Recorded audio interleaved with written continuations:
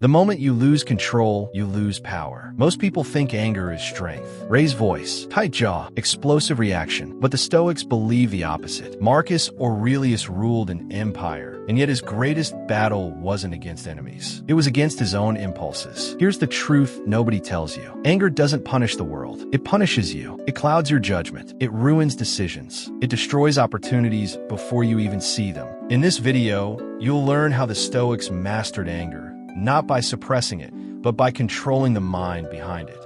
And by the end, you'll have practical techniques you can use today to remain calm, focused, and unshakable, no matter what life throws at you. By the way, mastering your emotions is also one of the foundations of building independent income online. I've linked a step-by-step training below for those who want both mental and financial control. Feel free to check it later. Let's start with what anger really is. Most people never question it. They just react. Someone cuts them off in traffic. A colleague dismisses their idea. A loved one says something careless. And instantly the body tenses. The heart races. The mind narrows. But anger is not what you think it is. The Stoics understood something profound. Anger is not caused by external events.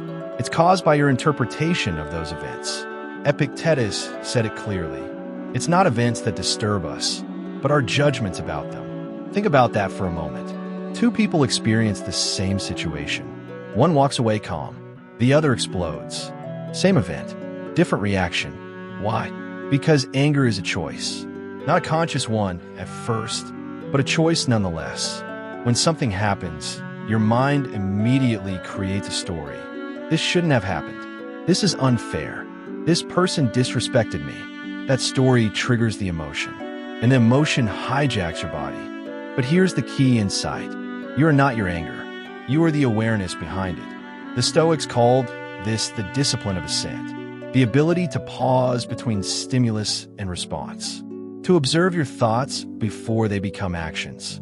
Marcus Aurelius wrote in his private journal, "You have power over your mind, not outside events. Realize this, and you'll find strength." This is not about denying your feelings. It's about understanding their origin.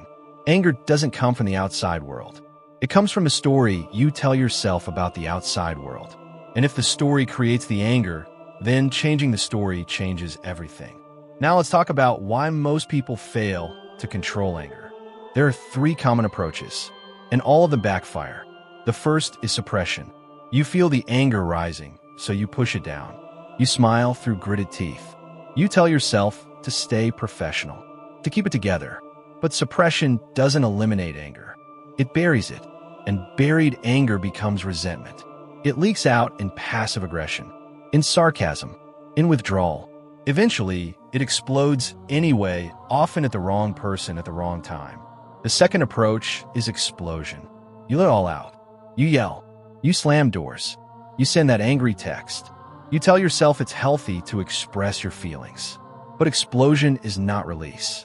It's reinforcement. Every time you explode, you train your nervous system to react the same way next time. You become more reactive, not less. Your relationships suffer. Your reputation suffers. And worst of all, you lose respect for yourself. The third approach is distraction. You feel anger rising, so you scroll your phone. You binge a show. You reach for a drink. Anything to avoid the feeling. But distraction is just delayed suppression. The anger doesn't go away. It waits. And when it returns, it brings friends. So if suppression fails, explosion fails, and distraction fails, what's left? Control, not of the emotion itself, but of the mind that creates it. Let me give you a modern example. You're in a meeting. Your idea gets shot down in front of everyone. Your manager doesn't even acknowledge the work you put in. You feel heat rising in your chest. Your jaw tightens. You want to say something sharp, something that will make them feel what you're feeling.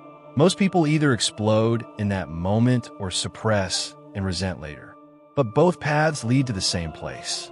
Loss of power. The Stoic does neither. The Stoic pauses, observes, and responds from a place of clarity, not reaction. That's what we're going to learn now. The first Stoic technique is what I call the pause of power. This is the most immediately applicable tool you'll learn today, and it works instantly. Here's how it works. Between every stimulus and every response, there is a space. Most people never access that space. They go straight from trigger to reaction. But that space is where your power lives. When you feel anger rising, do this. Stop. Take 3 conscious breaths. Slow, deliberate, deep. First breath, you notice the anger. You don't judge it. You don't fight it. You simply acknowledge it. I'm feeling anger right now. Second breath, you locate it in your body. Is it in your chest, your throat, your fists? You observe it like a scientist observing data. Third breath, you create distance. You realize that you're not the anger. You are the one watching the anger.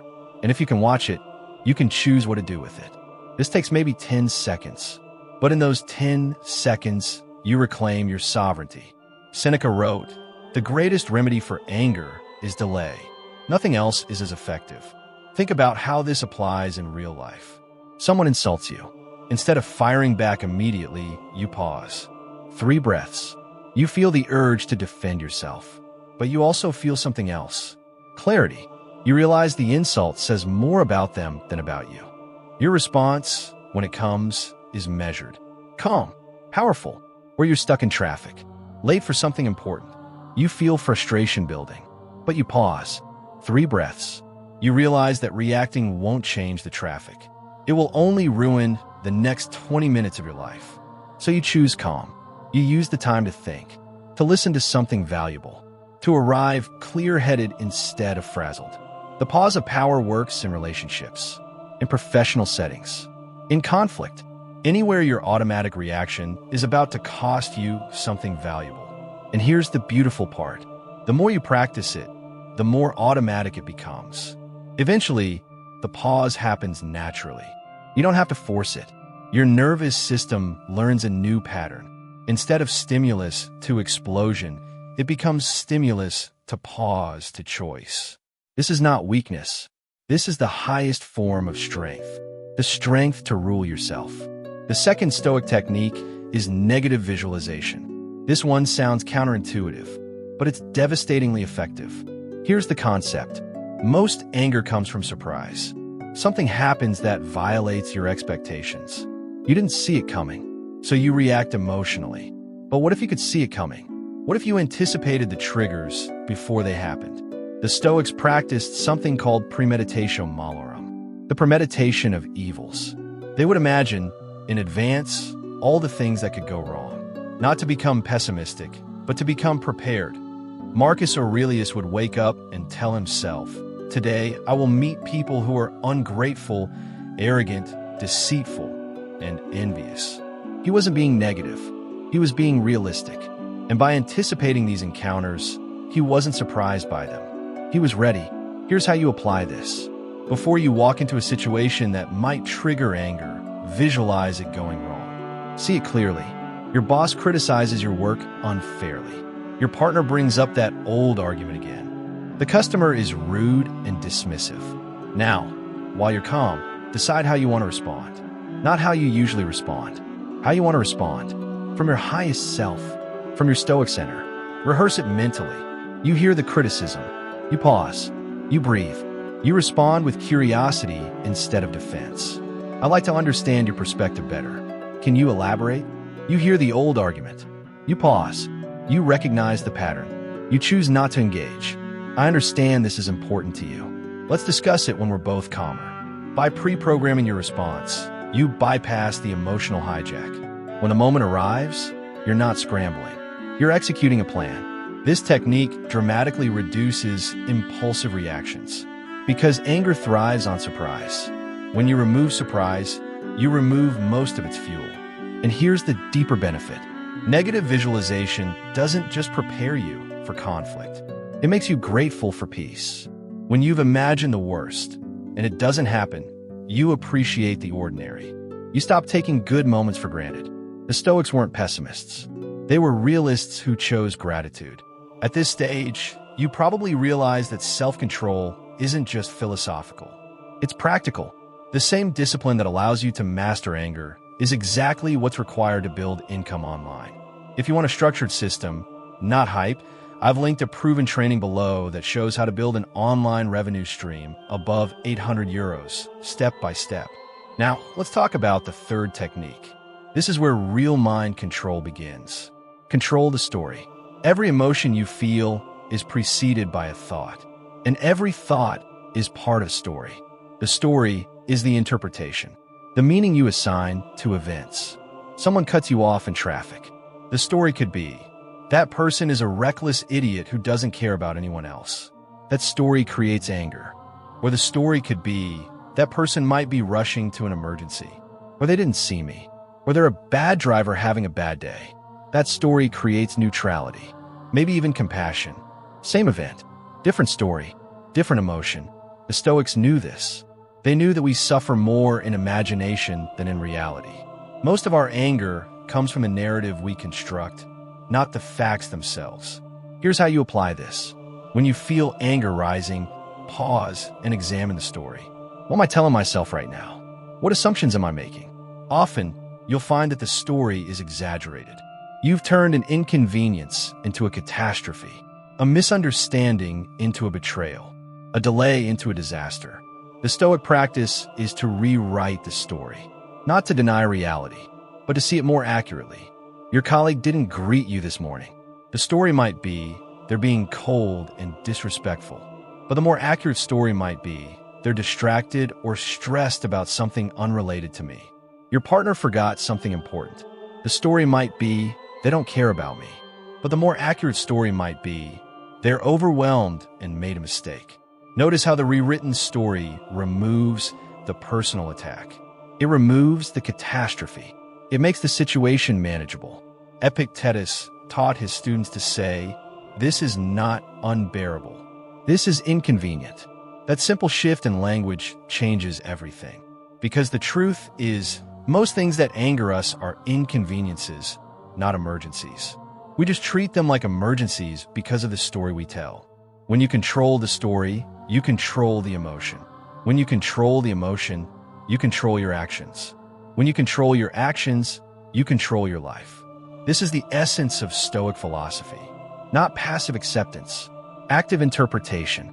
You become the author of your experience, not just a character in someone else's narrative. Now I need to talk about something deeper, the identity shift, because all of these techniques are powerful, but they won't stick unless you change how you see yourself. Most people identify with their anger. They say, "I'm just a hot-headed person. I've always been this way. It runs in my family. That's just who I am." But the Stoics rejected this completely. You are not your emotions. You're the consciousness that experiences emotions. There's a huge difference between saying I'm angry and saying I'm experiencing anger right now. The first makes anger part of your identity. The second makes it a temporary state. When anger is your identity, you defend it. You justify it. You even take pride in it. I tell it like it is. I don't take disrespect. I stand up for myself. But when anger is just a passing state, you can observe it without attachment. You can let it move through you without acting on it. Marcus Aurelius constantly reminded himself, you have power over your mind, not external events. This wasn't just a technique for him. It was his core identity. He was someone who ruled his inner world. Here's how you make this shift. Start referring to yourself differently, not in a fake affirmation way, but in how you think about yourself. Stop saying, "I'm an angry person." Start saying, "I'm someone who's learning to observe my reactions." Stop saying, "I can't control my temper." Start saying, "I'm developing the skill of self-control." Stop saying, "That's just how I am." Start saying, "That's how I've been. I'm choosing something different now." This isn't about denying your past patterns. It's about refusing to let them define your future. The Stoic identity is simple. I am someone who remains calm. I am someone who thinks before reacting. I am someone who controls what I can control and accepts what I cannot. When this becomes your identity, the techniques become natural. You're not fighting against yourself anymore. You're living in alignment with who you've decided to be.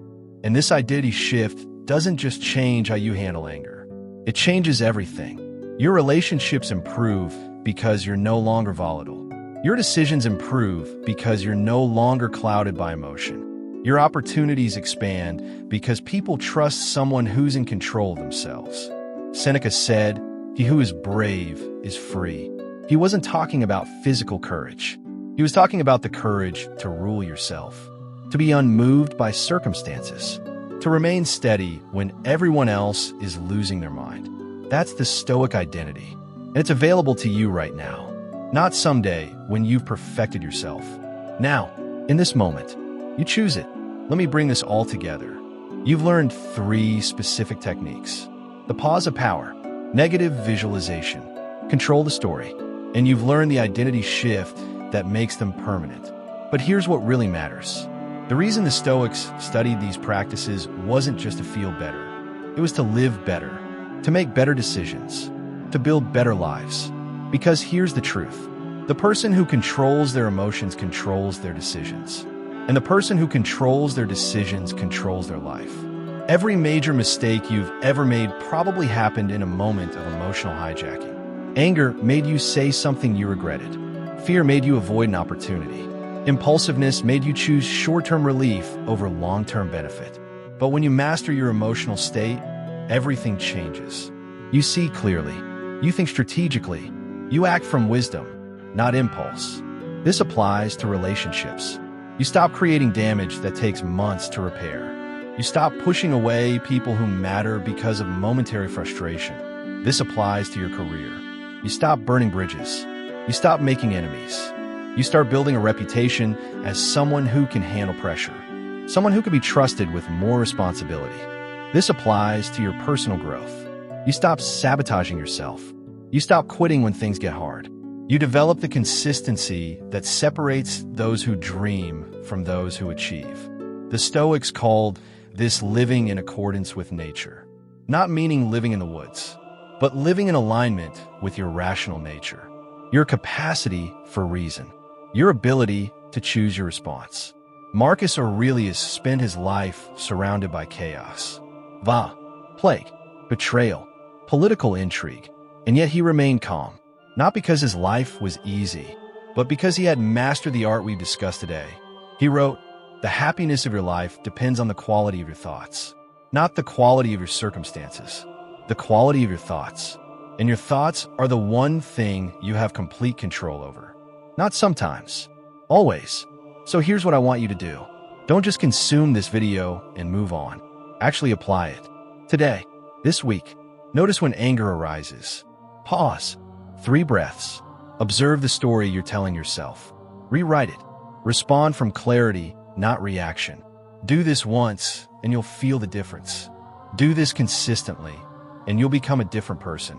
Not someone who never feels anger, but someone who isn't controlled by it. And that difference is everything. If this video helped you regain a sense of control, imagine what structure guidance can do. Not only mentally, but financially. I placed a link below to a coaching program for those who want to build an independent online income while developing discipline and long-term focus. No pressure, just an option for those ready to take responsibility fully. Because at the end of the day, Stoicism isn't just philosophy. It's a path to freedom, emotional freedom, mental freedom, and yes, financial freedom. The same principles that allow you to master anger allow you to master your time, your work, your income. It's all connected.